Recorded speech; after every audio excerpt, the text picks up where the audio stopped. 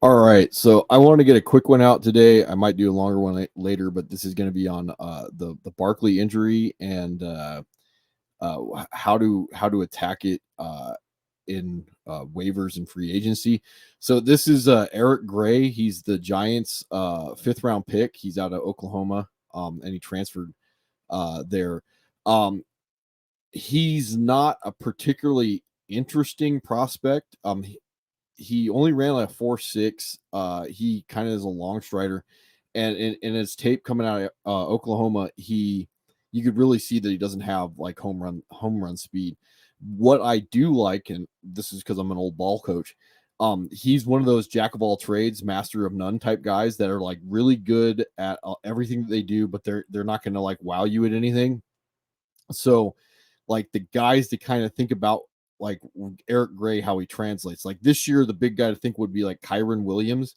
So, like if the Giants had a more functional offense and they could just use him as a piece, he's going to just get volume opportunity. But the Giants don't necessarily have a good offense. The other guy to think about, especially if you're a Giants fan, would be like Wayne Gallman. He's going to be good. I don't think he's going to be super efficient, and the more volume he gets, the more likely he is to have fantasy relevant days. Like this is the guy to kind of go spend some fab on, or sneakily let him slip through waivers and pick him up.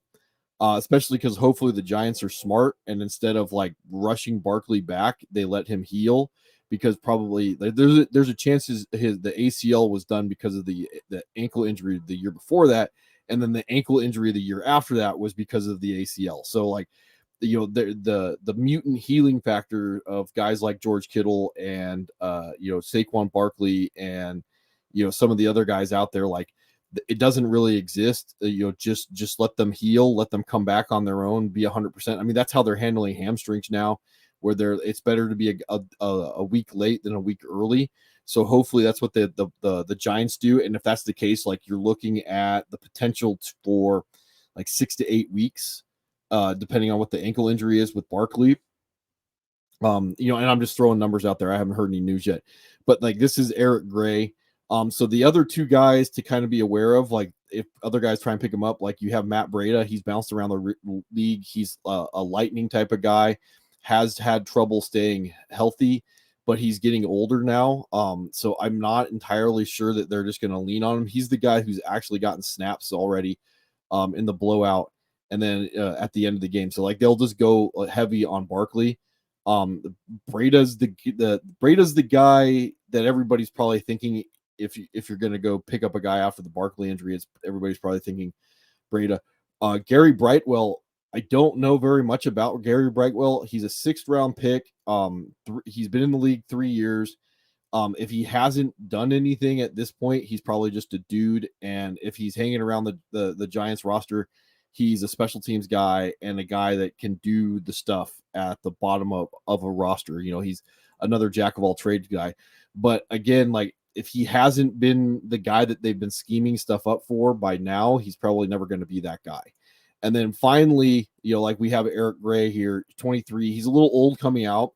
We could see Gray versus Brightwell. So Eric Gray's a little old coming out, but he's got a fifth round draft capital, which is better than Gary Brightwell's sixth round draft capital.